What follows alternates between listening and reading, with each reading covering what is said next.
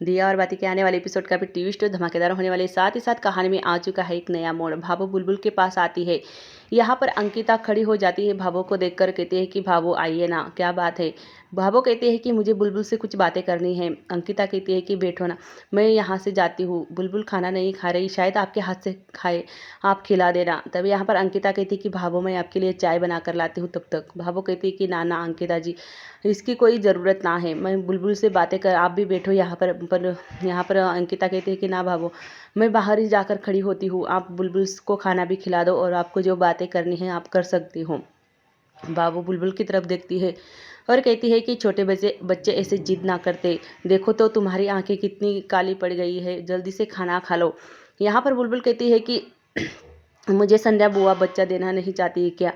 तभी यहाँ पर भावुक कहती है कि ना ना बेटा, ऐसी कोई बात ना है, संध्या तो तुम्हारे लिए तुम जो चीज़ मांगो वो हाजिर कर देती है तुम्हारे मांगने से पहले। और संध्या बुआ क्यों, मुझसे जो मांगोगी मैं भी वो तुम्हें देने के लिए तैयार हूँ, पर कोई अपना बच्चा नहीं दे सकता, अपना वंश अपना अंश किसी को दे ऐसा बांटा नहीं जाता बेटा, तुम अच्छी हो इसलिए तुम जल्दी से खाना खा लो।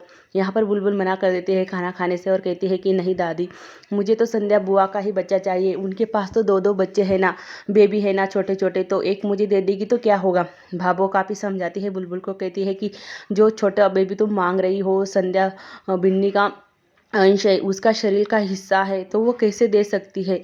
जब तुम्हारे मम्मी पापा से तुम्हें अलग कर देंगे तो तुम क्या रह पाओगी उसके बिना। तभी बुलबुल कहती है कि नहीं, मैं तो नहीं रह सकूंगी मेरे मम्मी पापा के बिना।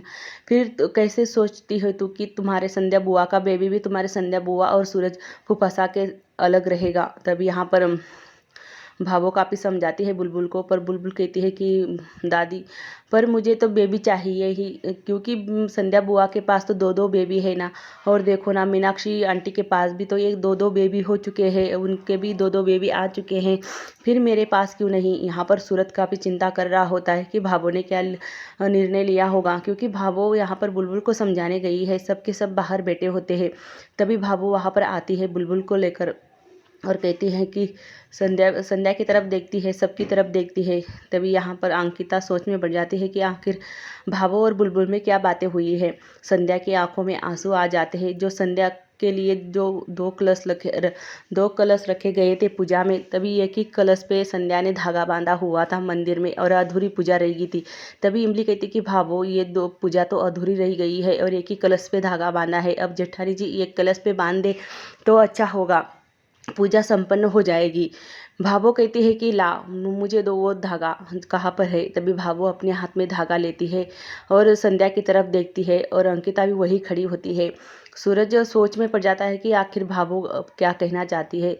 भावो अंकिता के पास खड़ी होती है और कहती है कि लो अंकिता, ये धागा बांध दो। तभी अंकिता कहती है कि ये क्या कह रही हो भाभो आप। तभी भाभो कहती है कि हाँ, बच्चे की माँ ही इस रस्म को पूरी कर सकती है और तुम तो बच्चे की माँ हो। तभी अंकिता कहती है कि ना भाभो, ऐसा मत करिए। यहाँ पर भाभो कहती है कि हाँ, मैं एक बच्चा आपको देना चाहती हूँ। बुलबुल काफ़ी जिद कर रही है। तभी यहाँ पर सूरज हैरान हो जाता है कि भाभो ने एकदम से अपना निर्णय कैसे बदल लिया।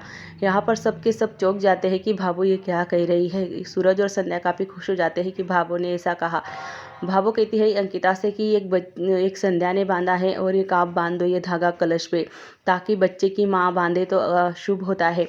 अंकिता की आंखों में आंसू आ जाते हैं, वो भाभो की तरफ देखने लगती है।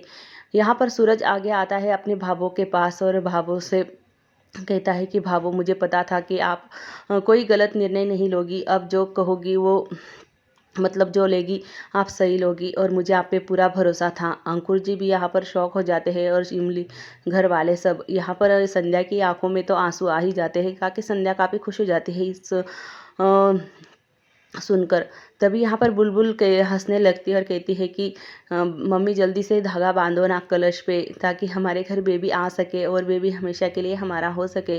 अंकिता काफ़ी मना करती है कि भाभो ऐसा मत कीजिए, वो तो छोटी बच्ची है, कभी भी समझ जाएगी। तभी भाभो कहती है कि ना, जब मैंने ये फैसला ले लिया है तो तुम क्यों डर रही हो। अंकिता और बुलबुल दोनों माँ बेटी कलश में धागा बांधती है और भाभो अपने दिल पर पत्थर रखकर यह निर्णय लिया है। सूरज कहता है कि भाभो, आपने जो फैसला लिया है बहुत बड़ा है और मैं जानता हूँ कि आप का दिल भी बहुत नरम है और आपको किसी का दर्द दुख देखा नहीं जाता। संध्या हंसने लगती है, बुलबुल भी हंसने लगती है। दोनों माँ बेटी मिलकर कलश पे धागा बांधने लगती है। तभी यहाँ पर बुलबुल कहती है कि मम्मी ऐसे नहीं, ऐसे बांधते हैं। तभी यहाँ पर भाभो के अंदर ही अंदर भाभो बहुत घुट रही है।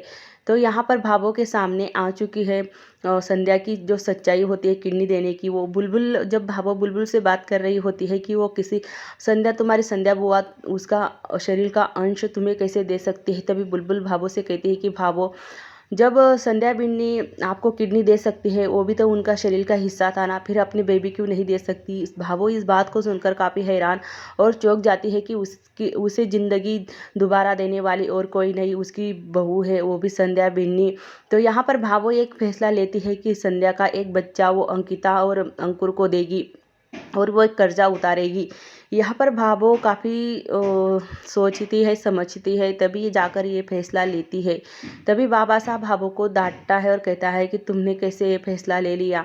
तभी यहाँ पर भाभो कहती है कि कैसे ना लूँ, जब यहाँ पर संध्या ने मुझे किडनी दी थी, अपना शरीर का अंश मुझे दिया था, तो मैं क्यों ना लूँ। यहाँ पर अब बाबा साहब कहता है कि क्या तुम्हें ज़िंदगी देने वाली, तुम्हें बचाने वाली संध्या बिन्नी थी। यहाँ पर भाभो कहती है कि हाँ, इससे अच्छा होता तो मैं उसी दिन मर जाती, ताकि मेरे घर का चिराग किसी और के साथ ना बांटना पड़ता मुझे। बाबा साहब और भाभो काफ़ी परेशान हो जाते हैं। संध्या भाभो कहती है कि हाँ, जो संध्या ने मुझे किडनी दी थी वो तो कर्जा उतारना ही था मुझे मैं जानती हूँ कि मेरे दिल पे मैंने पत्थर रख के ये फैसला लिया है। मैं कभी ना चाहती थी कि हमारे घर का अंश किसी घर के लिए जाए। भाभो और बाबा साहब काफ़ी रोते हैं। भाभो के आंखों में भी आंसू आ जाते हैं और बाबा साहब के आंखों में भी आंसू आ जाते हैं। तभी यहाँ पर बाबा साहब कहता है कि संतोष, ये कैसे मुमकिन होगा, हमारे घर का बच्चा वहाँ पर कैसे रहेगा। दोनों बच्चे एक आंगन में खेलते तो कितना अच्छा होता। पर भाभो कहती है कि ना, ऐसा संभव ना है। अब मैं जबान दे चुकी हूँ तो कभी भी ये जबान पलटेगी नहीं। अब एक अंकुर को और एक सूरज को, दोनों बच्चों में से 2 बांट दिए हैं मैंने और ये कर्जा अब उतर गया है। भाभो कहती है कि देखो, मैंने जो फैसला लिया है वो सही लिया है या गलत मुझे पता नहीं है, पर मेरे बच्चे इसमें खुश है तो मैं भी खुश हूँ।